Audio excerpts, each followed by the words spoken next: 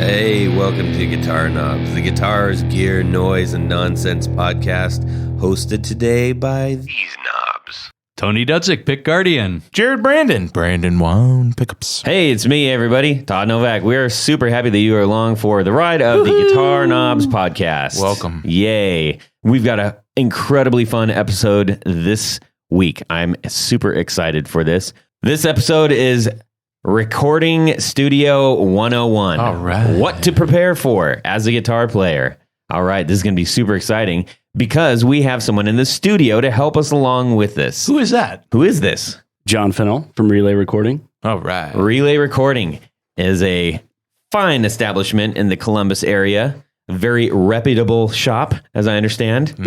Hopefully to be there soon. Maybe myself. Let's work out a deal. I'm just saying. Now we know why he's the guest. Right. No. He's a solid dude. And also you do a lot of actual video shoots and sound stuff for that kind of thing, right? I do. Yeah, I do. It's excellent. That's how we actually met on accident. That's true. This That was kind of weird, but That kind was of weird. kind of cool. at the Yeah, same I'm time. glad that actually happened that way. Yeah. As opposed to you answering the 15 emails I sent. No, I'm just kidding. Why do you It was have only two. Oh, he's a hater. It was only he two. is a Maybe hater. I bet you spelled my name wrong in We the all email. clear. I probably did. It is, And that's why I didn't user go error. through. User I error. can show you proof that he can't spell. This is yes, that's actually 100% true. All right, everybody. Do we have any announcements? Yeah, I have gentlemen? one. Yes, sir. So March, this month, is really no big deal. However, next month, I meant to say April. So all next the month, calendars are offended. there are a lot of guitar shows going on, everybody.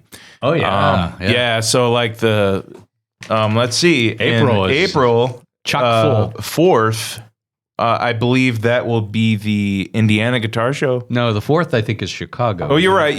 4th is Chicago. And the next week will be Indiana. and then after that will be Akron.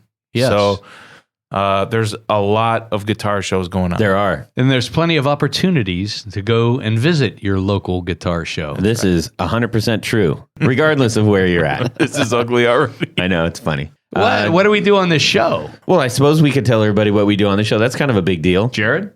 Well, what we do is we have these really cool 101s, which we're going to have today. Like tonight. Like tonight. And then we'll also talk to small boutique builders because we like to talk to mostly everybody in the guitar world. But they're easier to make when you have small hands.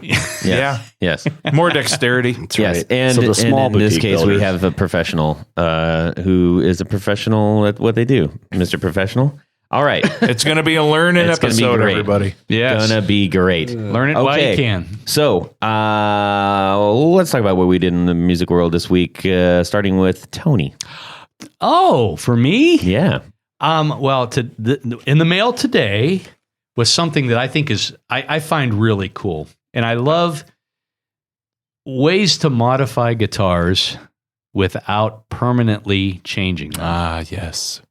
So I'm, as many of you know, a big Rickenbacker 12-string aficionado. Mm-hmm. And one of the things I like is the late 50s, early 60s trapeze style as opposed to the R-tail piece. Right. They're Explain easier. the R-tail. So the R-tail is like a cast tailpiece that has the letter R, obviously, for Rickenbacker. Mm-hmm. But the problem is, especially on the 12 strings, they are just a bear to restring. There's little tricks you can do, but I find that the old style trapeze ones are much easier to take it one step better. So the old style trapeze have 6 holes. You have to feed 2 strings through each hole. Really? Yes. And That's that makes it interesting. I really, did not know that. that can be a problem. So what I got in the mail today, there's a company called Winfield Vintage that makes essentially the same trapeze, except they put 12 holes in it. Oh. So what this Enterprising man with a drill bit looks like. well, not only that, but the bracket that holds the tailpiece in place Right. is drilled for, obviously the big hole is for the strap button, And then the 2 small holes match up with the existing holes in the thing. Nice. So you don't have to Do new No holes. drilling. There's It's no just- drilling. it's You just pop this you're on. just bettering. No Swiss cheese. That's what they should put on the package. No drilling, just bettering. no. Have you Swiss tried cheese. this? Have you tried this thing? I've used other trapeze ones before. I haven't tried this particular 12 string one. that particular one. I will. I'm just curious how it works with the 2 holes and the it makes strings it much vibrating on that little. well. I mean, I've used other trapeze tailpieces like this, and I don't notice any harmonic difference or anything. No problem like with that. strings breaking or anything. Well, that's a problem with only 6 holes. If you Yeah, break that's what I one of the strings that go through the holes, you have to replace both of them. With this, What a Since silly thing. Why? that's the way they did it. What That's can what I I'm say? saying. That's- But Why do that? anyhow, All so right. this came in the mail today. I'm really happy with it. Or bare minimum, just make it a slot. Just make 6 slots instead of 6. Wow, man. You missed your calling. I know, right? Wow. I could have made $1 million. you this could've- week's you could've product come up with that. development. I could have been somebody. Anyhow, so that's going to go on a RIC 12, and I will let you know how it works out. I think it's going to work out Brilliant. just fine. I love it. All right, let's hear from John. I recorded a band. there was a right. guitar So- in the band. There were plenty of guitars in the band, and Was it I think 38 special? The coolest thing I did, though, Tony, you had your one already. Yeah. You wasted it, and here we are Simmer down. already. We're Simmer down, 15 minutes fellas. in. He's not used. Okay, just okay. relax. Okay, All right, I won't pounce on him quite so much. Anyway, for the lead track and a couple other tracks, we used my little PV solid state from 1980 something, and I just blasted the input, cranked the gain up, and it was like a fuzz. It was Right. fantastic. Which model PV was it? Like a Bandit or something like Yeah, that. dude. Damn it, It's 65. Yeah, it's That's a good something, amp. and I just cranked the thing. That's what I And, started with. and the last time I used that amp was on. I did vocals for. I don't know if you know the Warren Flints. They're a local band. I've heard of They the tour Warren Flints. nationally. They're pretty good. WORN Flints, not Warren Flints. Right. Right. I don't know who Warren Flint's I don't is. even know. Anyway, so yeah, I used that on his vocals on that record, which is that Clementine record. Mhm. And this time I used it on a lead track, Huh. and it was fantastic. It sounded great. Awesome. You'll hear it eventually. It'll be everywhere. I'd like to hear it when I come visit the studio. Oh, Can okay. I do that? Yeah, for Okay, sure. Awesome. You should play through that thing. It's funny. I'd It like sounds better than it should. I used to. That's what a I great started out amp, with. actually. Yeah. Anyways, I wanted to do. I just want to interrupt our normal programming really quick. We have somebody else in the studio. The question has come up several times, like, why don't you have female builders or female guests on the show? It's not that we're trying not to. They're just I Few haven't and found far any. between. Yeah, so if you are, They have standards. let me usually. know. Let me know. And yeah, probably standards. But we have. Do you want to introduce your friend here? Oh, this is Mick Martinez. And Mick Martinez is in a band called Snarls. Snarls, but she's a guitar player.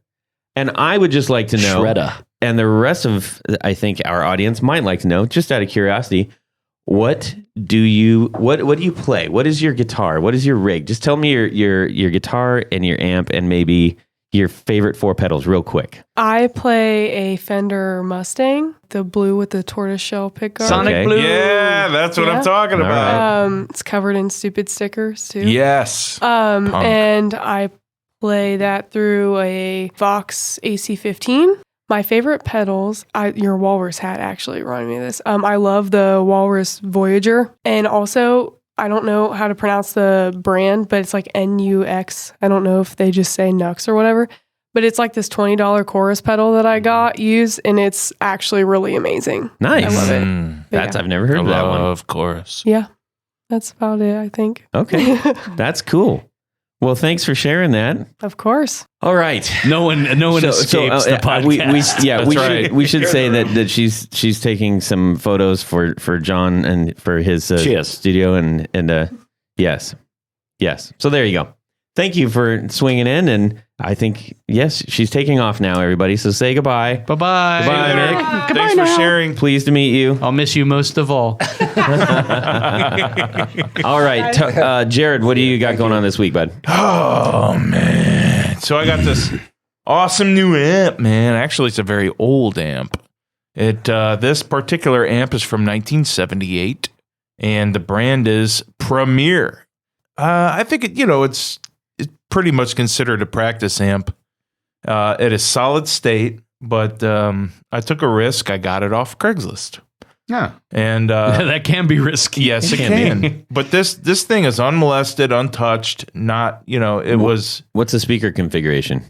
I believe that's a 10-inch speaker, or maybe that looks to be a 10. Yeah, it's a 10. A single 10? Yeah. Just it's a one combo. 10. Oh, okay. Yeah, combo amp, and it's very old. And when I got it, the reverb didn't work, and the pots, like the volume and tone, were all scratchy and messed up. So I pretty much took it apart, and I got my contact cleaner out, and I cleaned up all the everything, and I took the reverb apart. I got the reverb unit out, and I was really surprised when I read this label on the reverb unit, and it was somewhat.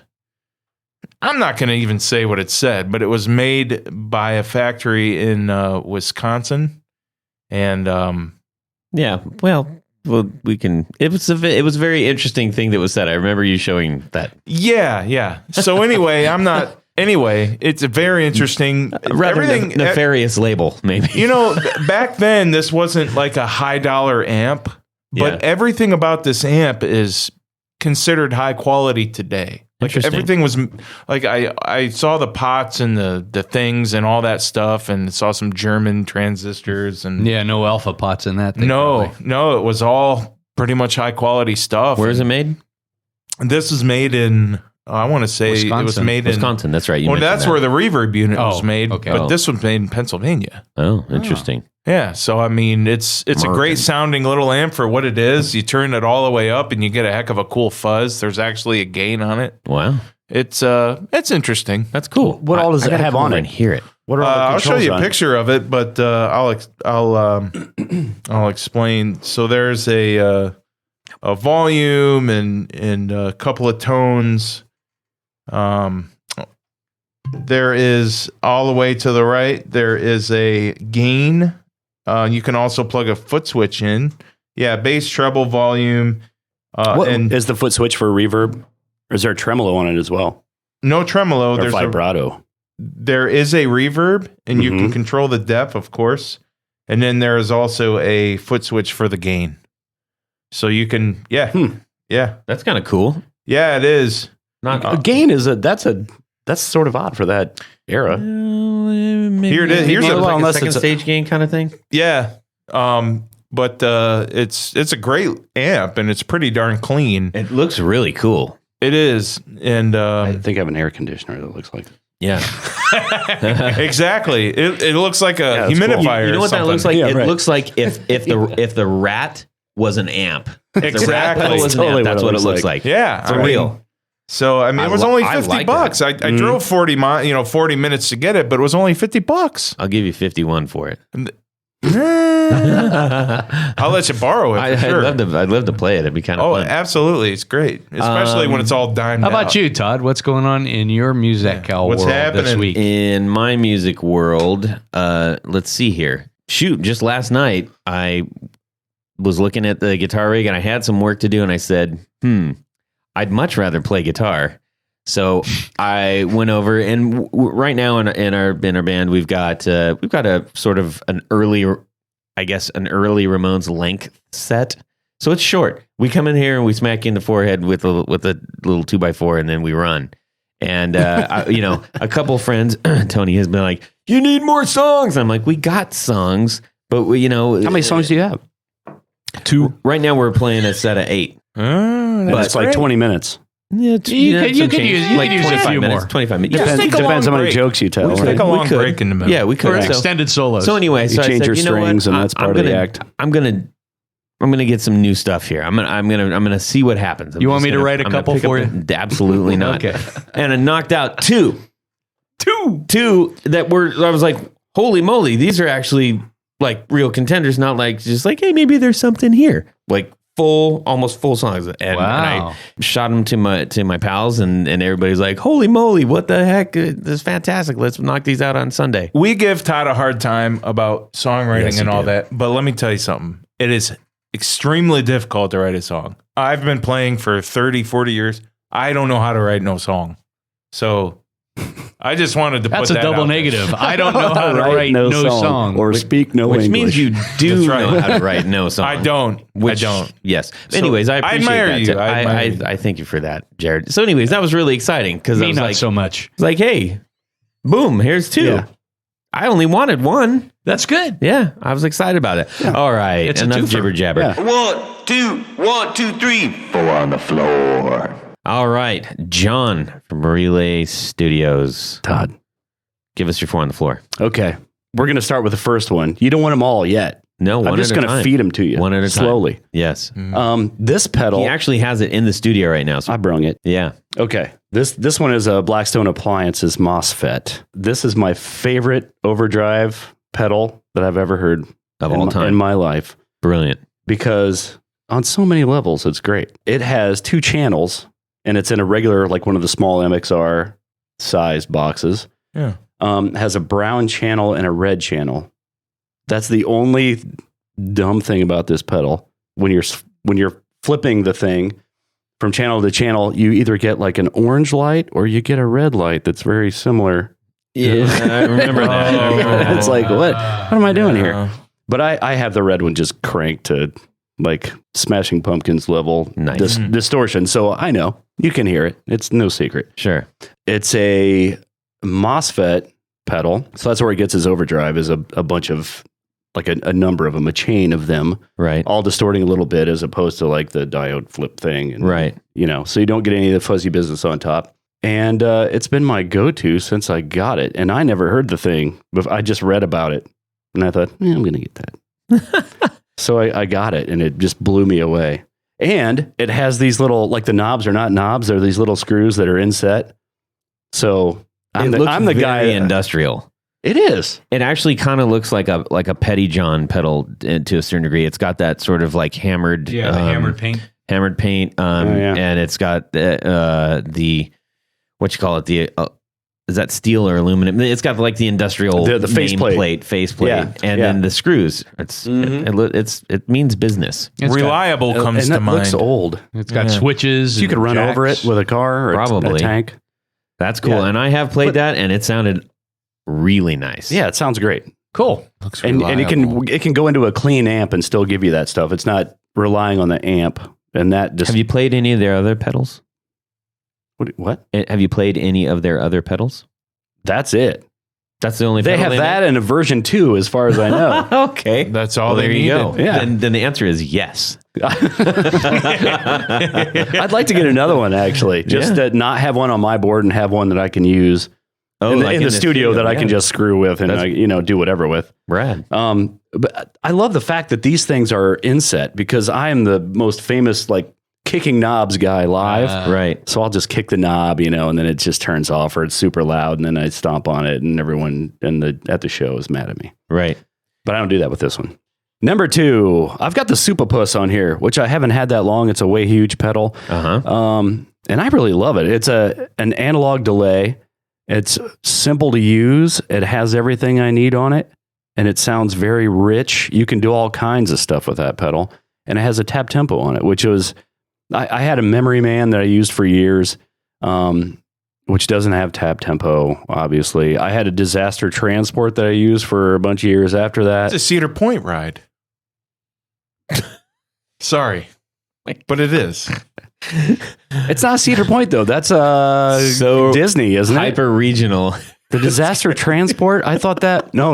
And It's the- that ride's gone now too. Yeah, I'm sorry. so- I'm showing my age. so I'm that sorry was- I interrupted. In a What? at an amusement park It's a very And then obtuse Sandusky, reference. Ohio. in Sandusky, Ohio. The ride's been probably gone for 10 years. 10 years ago, there was a ride called that thing. All right, Yeah, thanks. I'm sorry. No, No more. No more. I'm Anywho. it's done. funny. It's funny. What, they had a ride called the Superpuss? That's what I thought he was talking about. Like, I'd ride it. Yeah. Do you right. When you kick when you kick the switches, so you never interfere with those tiny little micro.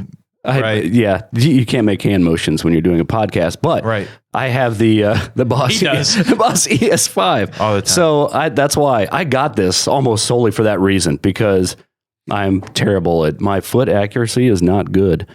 So I would kick the knobs and stuff. So I got this thing. I just have them individually set into that, and it's a controller, so I can turn each one on. And there's that. I just have to remember what goes to what. Do you use the tap tempo a lot or not? Or you just On kinda this set? I do. Yeah. You do? I mean, Yeah. do you have a problem? I mean, reaching over the other pedals? Not really. I used to because this is the mute functions, but I moved the pedal over away from that because I would click on the tap tempo, and half the time I would hit mute on the switcher. on the switcher.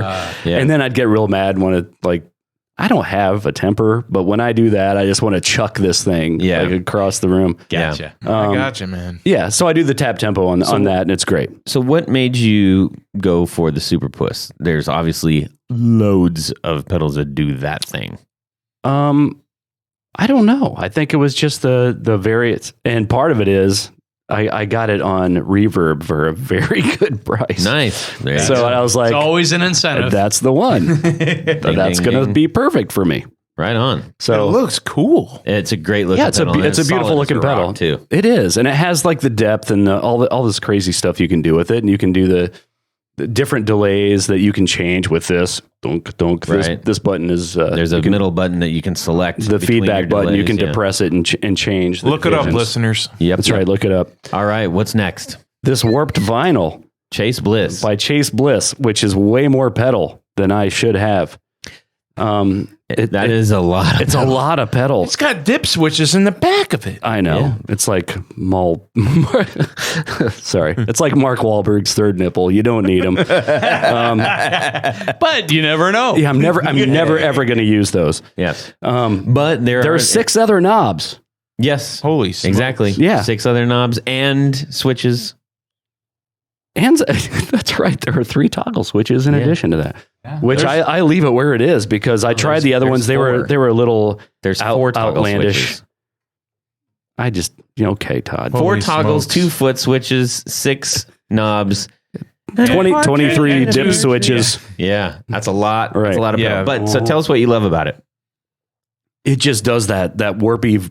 I mean, it's called warped vinyl. There's a reason it's called that. Yep. It does Yeah. it does a thing that does a modulation in the middle, but it's a timed thing. So it's not a continuous sine wave sort of chorus that Right. it gives you. It gives you something that has a shape to it that moves at one section As and if then, it and then was doesn't. actually warped. Yes, and you can change the speed of that, the depth of that, all kinds of stuff. It has again 6 knobs, Yeah. and a bunch of toggles. It's Yeah. crazy. I don't know everything that it can do yet. I haven't had it that long, but I know a guy, and a guy helped me with Brilliant. the price of that. Nice. And that's Yeah. why I have it. Nice. Cool. What's number 4? Number 4 is the Ghost Echo by Earthquaker Devices. Good pedal, man. I love that pedal. It makes everything just big and juicy. I like modulation a lot, obviously. Yeah. Especially in the band that I'm playing in now. That is a very big part of it. That's very So- cool. So you're the color guy? Big spacey. I'm the rhythm guitar guy that's just filling space, sort Yeah. of, Okay. and putting down the chords. Gotcha. And that thing just gets large, is what it does, and it creates Yeah. a lot of space. It's It's a fantastic. no-nonsense pedal. It is 3 knobs: Yeah. depth, dwell, and attack. And the fact that it has attack on it is pretty cool because you could actually dial up like a slap back kind of thing. It's emulating a spring reverb, so Cool. it's pretty cool. Right on, man. I think 2 things worth mentioning. If I had a foot switch pedal, I think based on what you were saying about the foot dexterity, I think I would probably be clever and write laces out on it. Anyways, and then the other thing was stupid joke. Sorry, Tony. I stole your It's stupid Fintel, joke. not Finkel. Stealing my thunder, man. You're stealing my thunder. No, but it's worth mentioning, and I think this is kind of important because you didn't just say, I think I'll just have these pedals. I asked him if he had a specific pedal, and he said, well, let me check in my closet. And I opened up the closet. I'm like, oh my God. There's like, 150 pedals in there, maybe? I don't. Man, There's a lot of pedals. 100. There's a lot Probably. of pedals in there. It Yeah. looked like it was in the back room of Guitar Center. And so the fact that you chose these, I think says a lot. It's top That's all I'm saying. of a big heap. It is exactly. And there were so many there were others that I was just like, yeah, I don't know. Yeah. That I one's could pretty definitely spend some time with that Warp vinyl for sure. For sure. Yeah, It's I great. love that stuff. Yeah. I think it's there. We mentioned the Deco, the Strymon Deco. There's probably a few similarities in there for sure. I think those pedals are probably like, people toggle either between one or the other of those and several other sort of warped sounding things. Anyways, let's talk about, so you're going to record 101. All right. We're going into the studio with you, John. You are going to help us out. How long have you been recording people? 6 months. Do I have? Yeah, that's right. Say that. I just started. Let's see. Do I really have to go into this? I graduated from recording school in 1994. All right. Yes. Yeah, all right. Okay. So that didn't hurt That's that not bad bad at all. I was 13. No, you were not. I I know wasn't. that The youngest for a fact. graduate ever. I was so smart. The Doogie Howser of producing and engineering. Now, what I will say, we won't, go on and on about you, but I will say that when I was looking for a place to record in town, every single person that I talked to either mentioned your studio or said, I went there once and I've only gone back there since. And one of my closest friends, Billy, shout out to Billy real quick here. Hey, Billy. He's been in several prominent bands in the Columbus area, and he swore up and down for your work. So Nice. Thanks, Billy. I knew I it liked is a him. tough market. I out didn't know there. why, but It's a I knew tough I liked market. him. And when that many people vouch for you, you're doing something right. So Cool. put that in the bank. All right.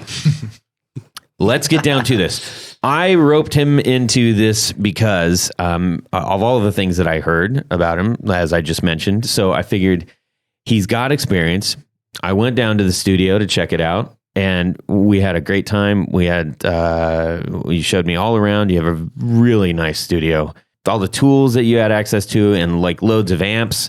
And it made me think, okay, you are somebody as a guitar player, especially somebody who is probably keen to what are the needs of a guitar player in a studio. You're not just the guy who's recording. You probably have a slightly unique perspective on that. So I know a lot of our audience has never been in the studio before. A lot of them. I know that there are several people who have been in this studio. There are people who probably were traumatized by that experience. And some people who have been like, man, I've gone in the studio all my life. And I bet you we're going to talk about some things that might be new information for these people. I've been in the studio many times. Every time I feel like it's the first time I'm going in. I always feel like, what am I doing? So we have a whole bunch of questions we're gonna hit you with. All right. And we're going to try to approach this as much as we can from, as we always do, a learning standpoint. Let's go for some questions here. All right. I'm the person who's going to go in and record. That's the perspective we're going to take from it. All right. Number one, John, what do I need to do to prepare my guitar to go record in the studio? Most common thing that's overlooked is not having your guitar intonated before you bring it in to record. So if you're playing a part that ends up going up like 12th fret, not even that high, 7th fret or something like that, it's going to be out of tune. Like you could tune that guitar all day, and if you play something up on the fretboard, it's going to be out of tune. Okay.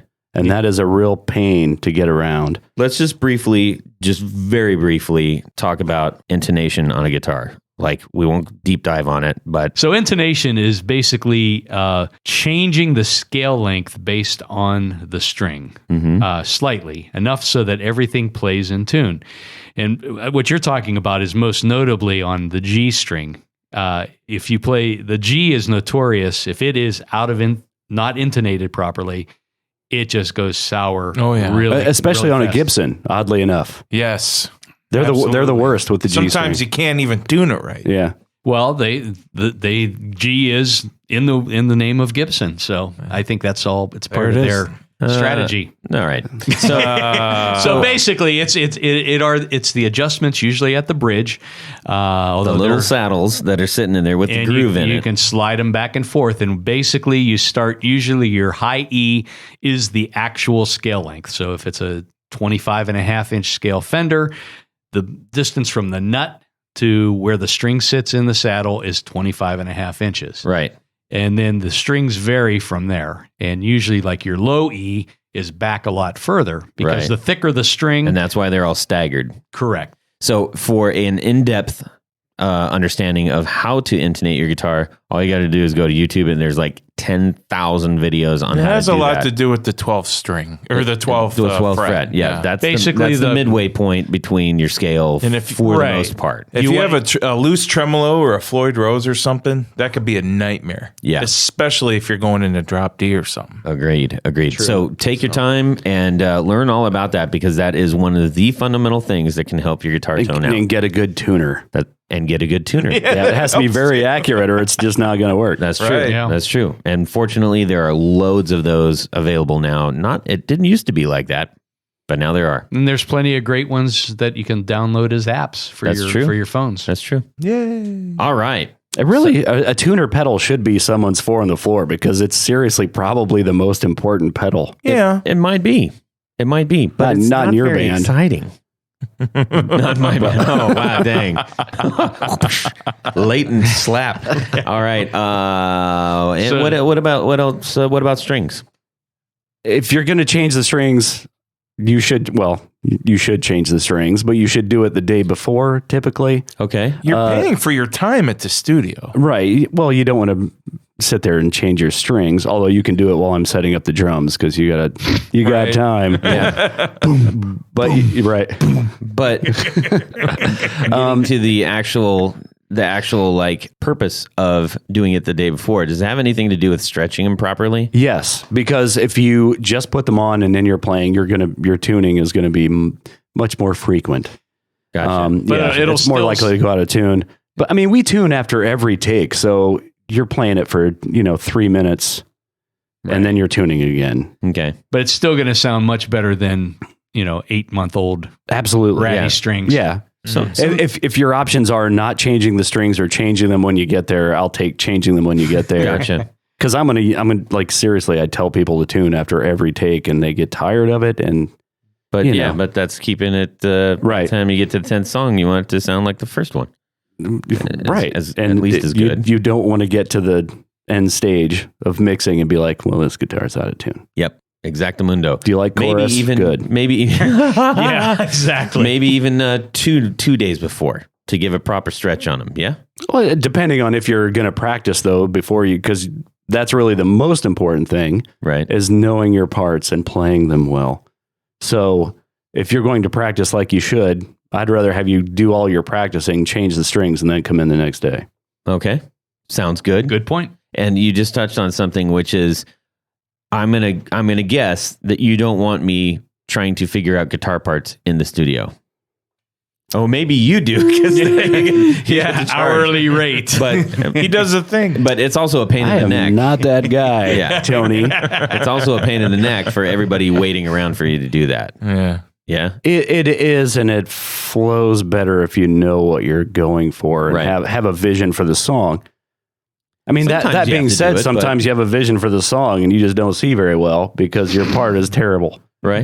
Yeah. So, I mean, seriously, you'll have a note that just doesn't work Right. Yeah. in the key. So you have to change that note. It happens a lot with bass players, believe it or not. Interesting. So you have to change that note, and All right. which is part of my job I to can hear see it and that. say, "Hey, you're a half step flat." There you go.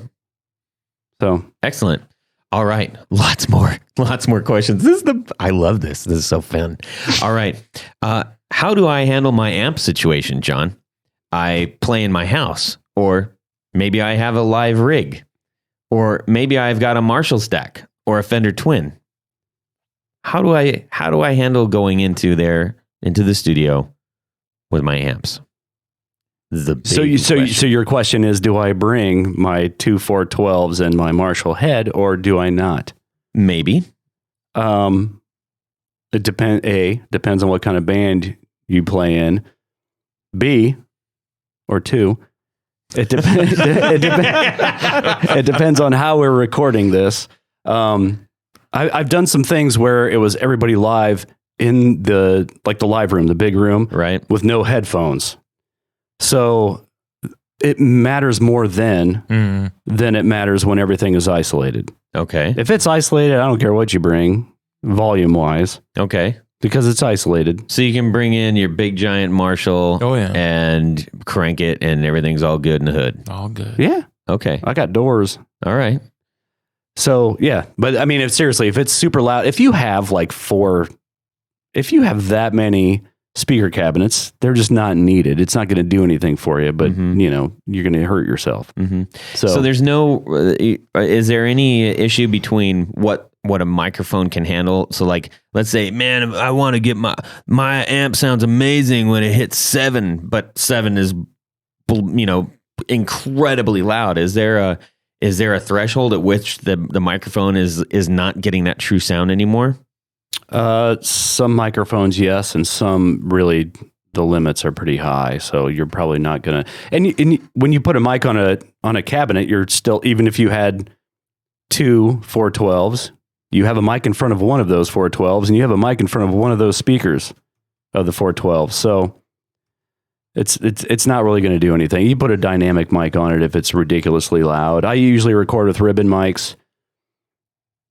If it's incredibly loud, I'm not going to use a ribbon mic, and I'm not going to use like a large diaphragm condenser or anything like that because it's going to overload the mic. That's a great segue because I wanted to ask you. So a lot of times we'll see images of an amp with like a dynamic mic, which would be like a Shure 57, right? Pointed right at, little tiny microphone pointed right at the speaker or off axis. And then you'll see a square shaped one draped over the front of it, right? Sort of a rectangle flat microphone. I just want to talk about like the different microphones that you're using and why. I am 99% of the time using a Royer R121, which is a ribbon microphone that can handle a lot of SPL, which is volume basically. Okay. And that mic covers a lot of ground. I use that and another mic that I will put in the room. I'll measure it out because when I'm putting multiple mics on anything, phase is a huge deal that I take very seriously. Explain that. You have a sine wave. Both those mics are collecting the sine wave. If one of the mics has a sine wave that is going up, you want the other mic that's on the same source to be going up at the same time, okay, or at least very close. You have like a few samples here and there. But if you have a mic on the amp, you have a mic in the room. When the sine wave is going up on the close mic and it's going down on the room mic, you're going to have a really weird sound, and you're going to have filtering out, and it's going to be quieter for one thing. You're going to lose low end probably. Right. It's just not good. It's a thin, tinny thing. So is that one of those things where someone says, hey, we're just going to do it live? And they have your amp mic'd, but then they also have a room mic that's distant away that might be a problem? Like it would bleed through or something. Yeah. If they're doing it live with no headphones, yeah, I don't do room mics like that. I'll put a couple room mics up to cover everything. Okay. And once you get a waveform like that, I mess with phase a lot. There's a measuring tape involved. So yeah. Okay. So that's kind of a thing. Sounds absolutely. Yeah. So help me understand the difference. Like you have a ribbon mic in front. You're saying that handles really high volume. You also have a ribbon mic does not typically handle high volume. But the one that I use does better than most, but not as well as a 57 or an SM7 or something like that. Okay. And that is the one that's mounted on the floor, typically pointed right at the. I stick that thing right on the dust cap. Right. So why are you using the two different microphones? What quality are those giving sound wise that you would need two of them? Like with the close mic and a room mic, ribbon mic, condenser mic, that are both up close. The only time I put two mics up close normally is if I'm doing really heavy stuff. Okay.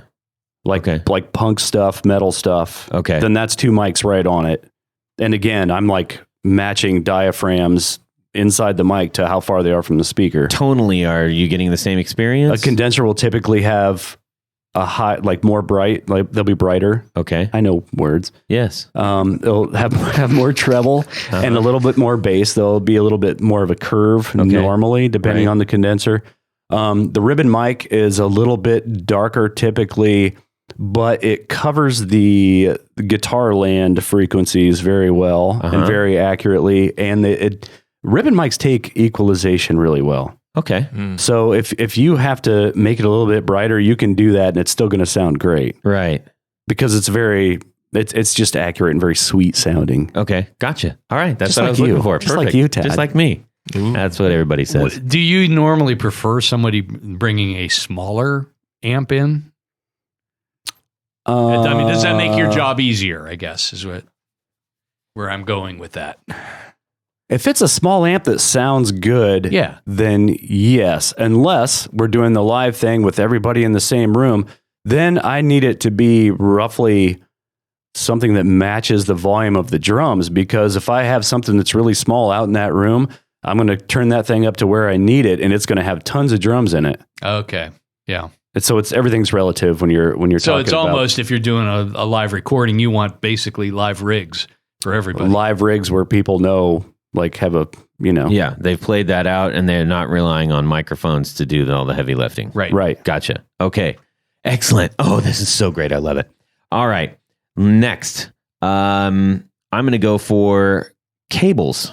Should you bring in your own cables? Does it matter in length, live length, like a stage length or short length for your house? Or you should. how do you handle cables? You should bring in your own cables. And if I look at your cable and say, that's garbage, here, Okay. try this. All right. And I would probably say that in maybe nicer. Yeah. I don't know. I try to be nice about it, but I have a job to do. So if you have me positioned in the room and I'm 5 feet away from my amp and I've got a 20-foot cable, right? Is that, you cool with that? You going to want to change that up? You're not going to be in the same room as your amp unless you want to be in the same room as your amp. Or we're doing the live thing with no headphones. Then you will be in the same room with your amp. But most of the time, amp will be isolated. You will be in the room with the drummer looking at him, but hearing yourself on the headphones. Right. We're going to touch on two of those aspects in just a moment. Oh. All right. Let's go to, if I don't normally wear headphones, will this experience throw me off? If you're listening to headphones and you're hearing everybody, it's going to take a minute to get used to, for sure. So yeah, if you're recording in your basement or whatever, and all you ever hear is loads of dB, and now all of a sudden you're playing with everybody, but you have headphones on, you can't really hear the room or anything. You're going to feel the drums though. Yeah. Because you're out in the, that's why I put people out in the room with the drummer and their amps and everything separated. Okay. So, I mean, if you're the bass player, you're not going to feel your pants rumble. Right. Maybe you will. I don't know. Is that a Spinal Tap reference? I don't know. Yeah. I don't know. Okay. But you're going to feel the drums, and I feel like that's the most important part. Is that something that you tend to get people talking about or complaining about a lot? Like, well, I can't hear the blah, blah, blah, or there's people complaining about their headphones? Sometimes, and then I'm like, hang on. I don't say it like that. I don't go, hang on. Yes. No, wait, I hit play. I go out there. I listen to their headphones. I make like 3 small changes on the mixer because they have a headphone mixer. Mm-hmm. And usually they're fine. Okay. After that, and they're like, oh, thanks. No, excellent. Excellent. That's what my clients sound like. Hey, thanks. Let's go. Let's try this one. What's a general thing that you think people freak out about at the studio? A lot of times people have what is called red light disease. So as soon as you hit record, They freeze. you get like these cold sweats every once in a while, and after a few takes that usually goes away. So it's just one of those things. And I try to keep it very relaxed. So, I let everyone know it's like, we can do this as many times as, just relax and we'll put one down that's good. You're not going to be stuck with a take that you hate. Right. So Okay. that's usually how you get around so that. that's typically the biggest thing is the red light fever, as you call it. I like that. All right. Let's see. What's next? So What's I'm next? loading up my gig bag and my gear bag. What should I be throwing in there? Like picks and strings and A tuner a tuner. and picks. You've heard me play. Extra strings. Extra strings for sure. And if you really want to be quick about it, you can throw in like one of those String winders. a string winder. Thank you. The old Crankarola business. Yeah. But I mean, that's probably the biggest thing. I mean, just make sure you have all your stuff together. Do you like That's to see all. people standing in the studio while they play or sitting on a stool? I like to see them doing whatever they want to do. Okay. However they're most and comfortable. you can tell however they're most comfortable. And if it's an upbeat rock thing, I've had to ask people, somebody will play something and you can tell that they're not into it that much. And all I have to say is, why don't you stand up for this next take?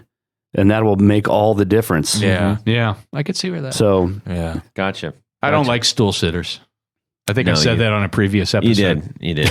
And So if Slash walked into your studio, would you let him smoke or not? Ooh, that's a good question. not in the control room. Ah. Okay. Which is funny though, because Appetite for Destruction was done on a board exactly like mine. Same That's model and everything. Wow. interesting. Well, that actually brings me to a question that we have. Does the board matter? and I know that that's probably like, duh, yes. But I know sometimes when you're talking to a potential studio, they like to say, well, I work on this board, or sometimes you go in and you're like, wow, this looks like a DJ board. What's the big difference?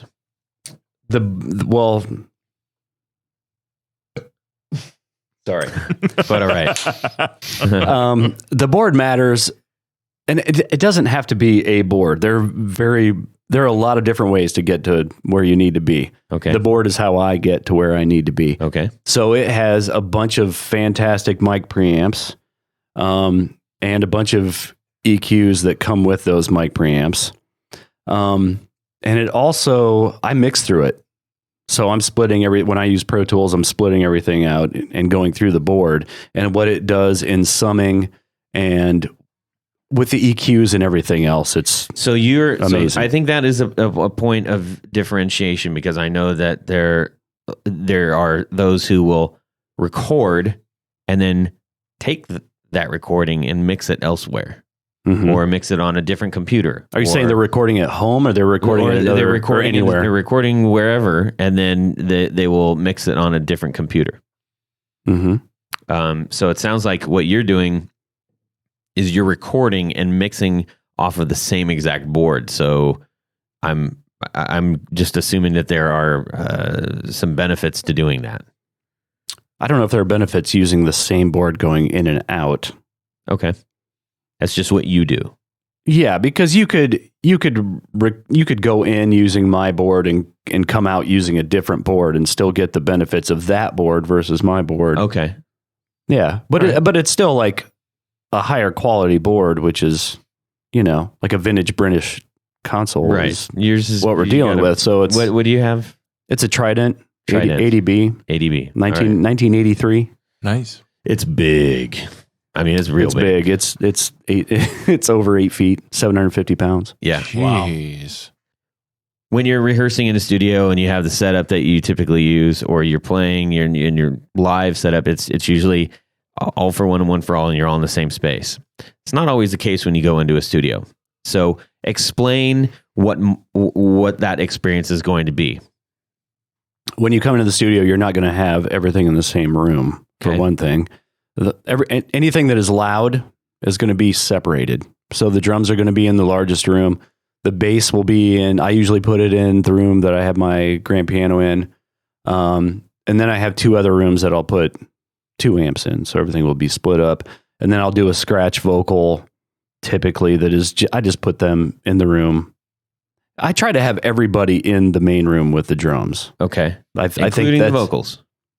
including the vocals, but we're not keeping those vocals. That's Okay. a scratch vocal. Right. Gotcha. That's just to get through the song. Right. It's to get through the song. Everybody knows where everything is, It's a and mapping. Yeah. it also helps me because I'll know where things are in the song. I know where the verses are. I know where the chorus is, so I can make adjustments for that as we Okay. go. And if somebody says, yeah, this guitar goes in the second chorus, I can look at the vocal typically and get there. Gotcha. Now, when you are doing that, what are the benefits of having everything isolated? You can equalize things much better that way. You don't have phase issues like you would have with everything in the same room. And that's especially important for the low end. So if you have your bass in the big room with everything else, sometimes you have issues with the kick drum, and you can do things to roll off low end and everything, but you can't do it on the kick drum and the bass guitar in the same way. So just having everything separate just makes that so much easier. I can do whatever I want with any of those things. Excellent. And boys, did you have anything to add to that real quick? Not No? really. I mean, the last time I was in a studio, we did some demos just to, get us into some really cool bars or whatever. That's what we did. I had this PV 5150 and he had me put it in the furthest room from everything else. I mean, that's... You don't have to do everything totally separate. I've done some things where everybody is in the same room. It just takes a minute to get everything like aligned with the phase, and I'll put up baffles and stuff like that to get as close as I can. You lose some control on the other end. You're certainly not punching anything in, because if you do that, you're going to hear the other guitar track So on explain everything that else. real quick. Punching it would be like if somebody's playing, if everybody's in the same room, the guitar player makes a mistake and is like, hey, I want to fix this in verse 2 or something. They come in, they want to replay that part. You're supposed to punch them in, but you're going to hear that old guitar part that he made the mistake in on the drum overheads, most likely, or if you put up And a room that's mic, you bleed, can hear in right? that. It's bleed that's going in from his amp that was in the room at the same time, Right. going into the overheads. Right. Gotcha. Okay. Well said. Yeah. Good thing we have an expert in the room. So what about guitarists that want to use multiple amps? One maybe that's a clean sound, one that's a dirty sound, recording it at the same time. wet and dry. Do you encourage that? Do you discourage that? I don't do either. If that's Okay. what they want to do, that's what we're going to do. Okay. I'm there just to, make everything happen the way they want it to happen. And if they're looking for an opinion, I'm happy to give it to them. And if something sounds really, really off, I'm probably going to, I feel like that's my job too. I'm there to, be a sort of a watchdog, a bumper. Is that something that you'll often recommend to people? Like, because I know that's one of the things that I noticed when I walked in. I was like, immediately, I was like, wow, there's a big pile of amps there. That's really cool. And I know that in my first recording experience way back when, it was so dumb. I had this big dumb Randall thing. It was huge. And he's like, yeah, it's really not, like, I know what sound you're going for, at least, based on what you're telling me. Why don't I'm going to have you also be playing through, I think he put a was it a Vox? I think it might have put a Vox in there too, just to like mitigate the sound, because it was super scoopy and I didn't know what I was doing. And I'm willing to bet that 99% of your tone was that Vox. He was it like, might have been. I'm just going to put this other amp up. We'll use both though. Yeah. So he blended them, and I thought, oh, that's really cool, because I didn't know. I was green as could be when I first went in, but I appreciated that. And you have many different kinds of amps at your disposal, and I'm assuming they're not just because they look cool. No, they're not. They do though. They do. Yeah, they do. They look really cool. do look They cool. look cool. I will vouch for that. He's got some. Yeah, cool they look ones. pretty cool. Yeah. You've got a bunch of great amps that don't look. They I have look a amazing. PV, Todd. I have a PV. I know for a fact you've got some great little amps over there, and lots of weird ones that have specifically very different tones. So, is that something that you often recommend? Like, hey, what you want to use one of these, or how does that go? I do, but I do it after we do the initial tracking. So when we do everybody with the entire band, we do the drums and the bass and 2 guitars, typically 3, whatever, however many they have. We'll do that stuff. And if they want to use one of my amps, which happens about 50% of the time, that's fine. we'll choose that and throw it in the ISO booth. But a lot of the time, I want to hear what they're going for, what their pedals are doing, interacting with their amps, because I'll reference that tone when we're doing the overdubs and stuff like that. So usually when I'm recommending an amp, it's in the overdub stage of recording. Oh, that makes sense. Yeah. Yeah, Totally. and I do. So you're just and adding just a little bit of extra color to maybe an existing sound. Yeah, but most of the time the scratch is just a scratch. They're playing along to get a solid drum take, a solid bass take. I mean, there are times when we use those guitars, but when we set up to begin the project for the whole album or whatever, one of my first questions is this a guitar track that we're keeping, or is this a guitar track that you plan on replacing later? Gotcha. So for that, for all intent and purpose there, your initial everybody in the room, everybody's scratch except the drums. And bass. Mm-hmm. Okay, gotcha. So if you're a guitar player and you go through all your songs and he says, cool, let's do guitar, you're going to be like, what? Didn't we just do that? So that's when you're going to do the isolated. We have the conversation before we even start recording, because I want to know if this is a keeper guitar track or not. Understood. Okay. Because I will hone in on their playing. Okay. I will judge them. Not really. If they make a mistake, though, I will bring it to their attention and say, hey, we should fix this. We're going to move on. And all right. Excellent. We were talking about phasing earlier, and you can control the phasing on your board, right? As far as phasing switches. I can flip the phase on my board, yes. And that's every channel. Yeah. Okay. Yeah, it is. And one of the main things I do is when I'm doing drums especially is I'll solo out the toms versus the overheads. I'll solo out the snare and the kick. So everything I kind of solo out real quick and make sure it's all in phase with the overheads. Okay. I was just curious. Why do we care about that? Because if something's out of phase, it's going to cancel out a lot of the good stuff. It's not going to sound good if something is out of phase. You want it to be in phase. It'll be fuller. Right. And so that's what you're controlling on your end. Yeah. Gotcha. I am. It's nothing that the player has to worry about. Okay, so I'm going to start looking for a studio for my band to recording. I don't know a lot about studios, so what are some things that I should be mindful of, potentially look out for in those considerations? Well, the most important thing is to hear samples of their work. Okay.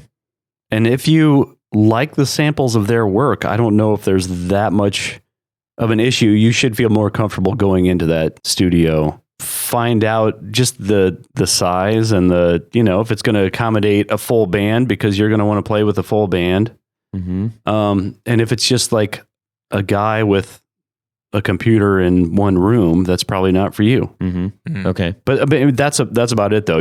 I think a very small amount of homework will get you where you need to be. Okay. It's the same in every situation. You get what you pay for. So if you're paying $200 for a day, then you're going to get a $200 recording. Okay. And you should expect a $200 recording. Okay. And sometimes that might be just fine to work out the kinks. And that's right. Maybe you're just demoing some stuff. You want to know what everybody sounds like. Right. So I guess the takeaway is that all recordings are not necessarily equal, in the sense that, just because you're going into a studio to record with professional mics and a professional setup, it's not necessarily going to guarantee you something that you're like, all right, go make an LP out of this. No, because it's 90% the engineer. Like if they know what they're doing, they can take a 57 and a Mackie board and make it sound pretty decent. Okay. Gotcha. Yeah. And if they don't, they could have, the world's best console and a bunch of Neumanns and make it sound terrible. So what's the big deal with digital versus analog? Is it worth paying more to go to an older studio with all analog stuff, or? I think it's mostly your workflow is the biggest issue that's changed with it, because I have a tape machine at the studio. I don't use it all that much because, first off, tape is expensive. Yeah. It's like $200 for 16 minutes or something like that. Oh my gosh. I had no idea. Yeah, unless you go slower, and then you get like 32 minutes for $200. Not as good as quality when you go slow, right? The faster the tape records, the better quality. It's noisier. You get better low end response. Okay. So, but you have tape hiss, a little bit more, but it's super slow. Like the whole process just, It's unless you're agonizingly banging slow. out something live, which would be fun to do with like a punk band or something. Just lay it down, no overdubs, no nothing. Just you know, like if you're rewinding, doing punch ins and stuff like that, it's just very tedious. It takes a long time. It sounds good. Does it sound that much better? Because it does take you a lot longer. You're paying for tape. In my opinion, no. It's like quintuple the cost. It probably, Yeah. It's just the because old it's a school lot. way of It's a doing lot it. slower, Yeah. and there are benefits to it. There's one of the benefits that people don't think of is that time that you're rewinding and finding your spot and everything. You're considering your take. You're considering the song. You're considering other things. You're not just like, boom, here it is, do it again. Here, boom. You know what I mean? Yeah. So, I mean, there's something to be said for that. Hassle, the general hassle of it is, I'm usually like, I can make it sound like that with a bunch of different things. So I don't know. Yeah. Okay. Yeah. The nostalgia in me and remembering smell. that kind of thing. All that stuff. The smell, and that sounds weird. No, but when you rewind or fast forward You a smell tape, you that get tape, that. man. Yeah, you smell the tape. It's like, It's like when you walk into a tattoo studio, you're like, oh yeah, I smell this. This is no, that's a thing. that's what? No, it is. It is. It is for me, anyways. All right, Tony. Yes. Why don't you round us up with this one here? Studio etiquette. What are the do's and the don'ts? Wow. And who sets the rules? My biggest rule is don't fart in the control room. My dad. That's did real. that. That's real. Yes, I it tell people is. that all the time. Anyway, studio etiquette. Just be respectful. Just like, don't come in and like put your feet all over my couch and stuff. That bugs me. But that's a stupid thing. Just clean up after yourself. The studio etiquette is not that big of a thing. It's just being a conscientious individual. That's all I ask for, really. Okay. Yeah. Yeah. And don't just like mess with everything in there like it's yours. Don't spill that's- beer on the That's sort of console. annoying. Yeah. Well, And don't set your beer on the console. Don't. That's so beyond facility management. And that's really what that is. Yeah. So how about if you're playing, the interaction between someone who's actually playing and you in the control room? Are there things that you find yourself you have to kind of coach people on the process or anything like that? If they are very new to recording, I need to just tell them how it works Mm-hmm. and how it, like there are overdubs, and then there's mixing. It's a whole Mm-hmm. thing. And that, I've been working with younger and younger bands, it seems like, and those younger and younger bands are doing more and more things. Like they're going on tour when they're 18, Mm-hmm. as opposed to working with bands that are going on tour when they're 25. Mm-hmm. They're just younger people coming in. So you have a little bit more explaining to do Mm-hmm. when they get there. Okay. That's Yeah. good to But- hear. Yeah. But I mean, I'm fine with like younger bands where I can, Oh, yeah. I'm just like, I'm going to walk you through this and you're going to be happy when you walk out, or we're going to fix it until you are. And then handoff. I know that this is also a big question. It's like, cool, I recorded, now what? What is typically the next situation where, obviously, That's a common question. It's like, we did this. What do we do? Right. Usually what I'd like to do, and that's pretty much what I'm doing 100% of the time now, is doing an entire mix and sending it to them. And they'll either send me notes on any changes that they want, or I'll schedule a set, which I'm absolutely fine to do, schedule a session for them to come in and we can just hammer everything out while they're there. I'd like to have like 3 or 4 hours though.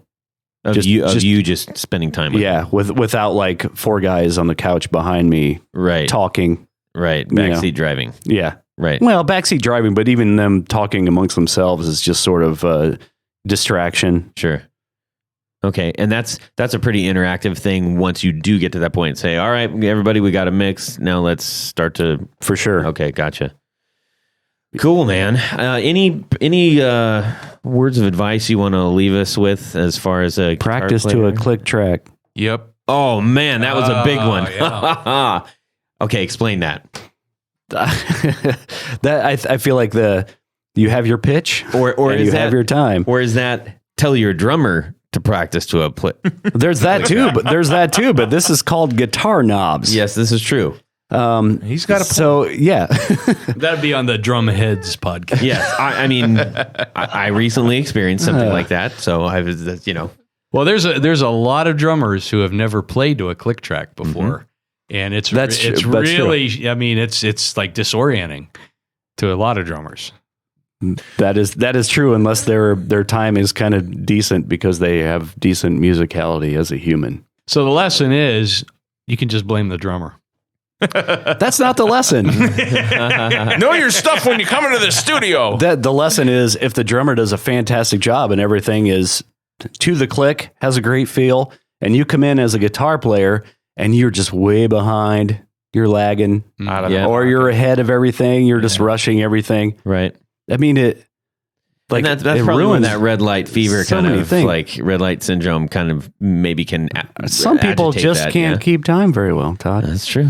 That's true. Speaking, You can blame it on a fever if you want. I just wanted to say rest in peace, Hal Blaine. He just passed away. He's a drummer and he worked for Columbia Records. Wrecking Crew. He was in what okay. they called the Wrecking Crew. Yeah. He was on a lot of albums and he had just recently passed away. So yeah, I thought because this is a recording episode, we All should right, there you go. rest in peace, my friend. Yes. All right. We are going to transition to.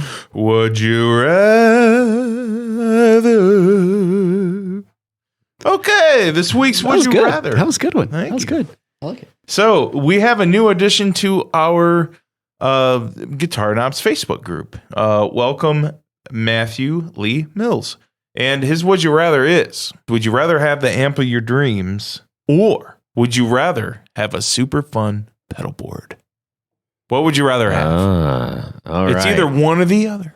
Let's see here. All right. So everybody think real hard. Close your eyes unless you're driving. Yeah.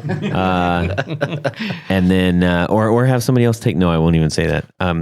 Tony, I would take the amp of my dreams over a pedal board. which is, I mean, I'm very partial to Vox AC30s. this is true. Yes, he is. You have the amp of your dreams, the hand wire. Well, that's not that. The amp of my dreams is my Dr. Z. So Okay. that was the one that I wanted and now have. Yeah.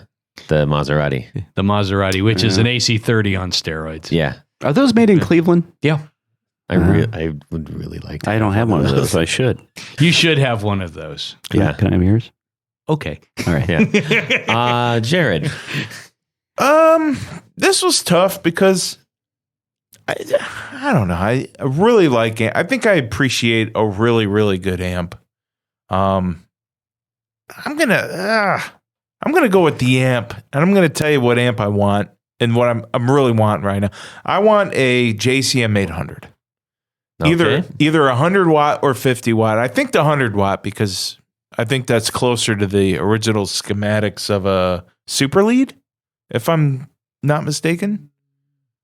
Similar? You're getting some Is it disparaging similar? looks in here. Or Go ahead, John. My Super Lead is 100 watt. okay, so I'll go 100 watt. All right. I want a JCM 800.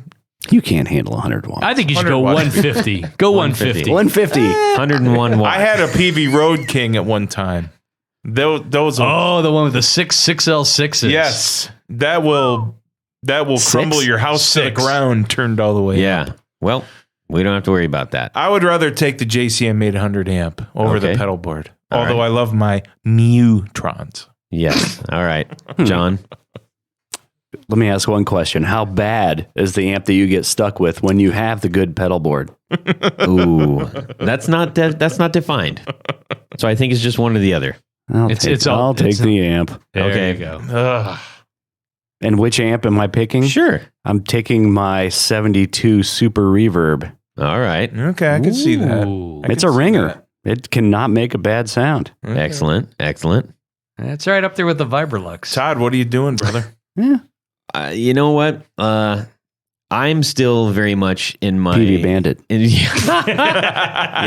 TNT. Yeah. I'm still sort of in my early exploration of amps, to be perfectly honest. I feel like I have so much to learn about amps and figuring out, which ones find my my sound. And so I'm going to go with the pedal board because I really love pedals. I love amps too. I just don't, there's too many I haven't figured out with the one that I'm like, this one, so I can't, but here's I can't the thing. tell you what my dream Can I amp interject? is. Can I interject on this? Yes. I've heard your band. Yes. An amp is your correct answer. Seriously. Okay. I don't know how to take that. I thought you were going to say a new guitar player is the answer. Wow. Oh, come on. This guy. Okay. So why are you saying that? Because you don't need a bunch of pedals. Your stuff is in your, like you said, smack them with a board and run away You quietly. just need a PV Bandit. Yeah. Well, like a rock ninja. I'll tell you and show you what I'm playing when we get out of here. Okay. How about that? But you know what? I'm going to stick with the pedals because I don't have the amp of my dreams. I don't know what that is yet. So I can't actually choose that, but I can choose a good pedal board. Well, what would that be? Yeah, What is yeah, the pedal yeah, board exactly. of your It's dreams? too complicated for this question. Well, you made us answer really that question. A really good. It's fun just an pedal board. H9. Yeah, or no, Done. definitely not. All righty, let's get on to John. Where can people find you on the internet and everything? I am at relayrecording.com and I am also at jonfintel.com. It's Excellent. not hard. Fintel. JONFINTEL. That's right. And there's no H in the John. Wow, that's like No. 3 groups of 3 letters. Yes. Right. That's cool. Yeah. You're a mathematician, Tony. And Well, then, I was a math major. he That's actually right. was. Tony, you was got some math. people to thank? I want to talk about our executive producer. Preach it, brother. I'm telling you, these people help along with other patrons on Patreon, but these executive producers help make this podcast possible. We Yes. appreciate you very much. So Go you're ahead. asking yourself, what is this executive producer? What is a patron on Patreon? Go to patreon.com/the Guitar Knobs and find out how you can become a patron. And there's various levels that you can participate in. All have great prize packages. You get t-shirts, you get barefoot buttons, you get all kinds of crazy stuff. Stickers for your guitar case. Stickers for your guitar case. Picks, buttons, the whole thing. The whole enchilada. 9 yards. But the cream of the crop, the executive producer level, has one additional benefit. And Jared, that would be? You get your name read on the thing. That's right. You get your name read on the thing. Yep. And this would be the thing. And this is what I'm going to do. Let's do it. I would like to welcome on board Mr. Anthony Lanthrop. Hey! Welcome right. aboard, our newest executive producer. He's a good dude, man. He's a good customer. You are in great company, my friend. Yes, sir. Because in addition to you, we have Johnny Knowles. Yep. We have Stefan Lamb. We have Rick Lenglou, Michael McVeigh, Michael Senchuk, Brian Robison, Jonathan Jerusik, Ken Sayers, Corey Nigro, Brad Partridge, Michael Van Zant, Doug Christ, Darren Gregory, Robert Marfleet, John Anglin, Chris Kearney, Sean S. Oliver Gonzalez, John Daly, Robin Smith, Pete Marshall, Carlos Mancha, Matt Brammer, David Wolfson, Martin Cliff, and the original executive producer, Mr. Tom Barazin. All right. Thank you guys so much for helping our show out. Thank you. It means the world to us, truly. Yes. Tony, where can people find you? They can find me at pickguardian.com. You can see various types of projects and things that I'm doing on Instagram at the Pick Guardian 1. But, you know, if you need a custom guard, maybe you're changing out pickups, you want a different color, just get a hold of me. I'll take care of you. Make your guitar look mighty pretty. Did it for mine. That's right. Jared. Find me at brandonwoundpickups.com. If you want to throw an email, Jared, Jared, at brandonwoundpickups.com. You have any questions about pickups, new pickups, you need one replaced or you need one rewound and you want to keep the original pickup, I'm really good at that too. Please get a hold of me. Excellent. And you can drop me a line, Todd at theguitarknobs.com.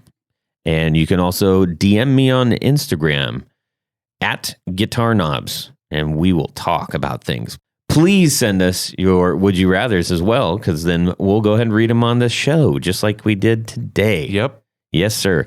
All right. Everybody, have a great guitar week. Thank you so much to Jon Fintel for joining us. Thanks, John. On an awesome Thanks for having me. 101. This is super fun. That was. And consider going in and getting your band recorded in the studio. Do it. Archive it. Yes, sir. And subscribe. Yeah. You don't see a lot of sumo wrestlers playing the guitar, though, do you? The lever jibbity jubal. You got to do this thing. I tighten that thing down. Thing. Well, you're special, Todd. Yes. No, you're special. This all stays in. Answer the question. I need a break. I was doing emphasis. We're recording, right? Well, that's it for these knobs. Please visit our Patreon page at patreon.com/The Guitar Knobs. Visit our website at theguitarknobs.com for all of our past episodes, 4 on the Floor blog, and other good stuff. You can connect with us on social too at our Facebook page and share your gear and stories on our Facebook group. Also, be sure to check out our Instagram at Guitar Knobs. Catch you next time.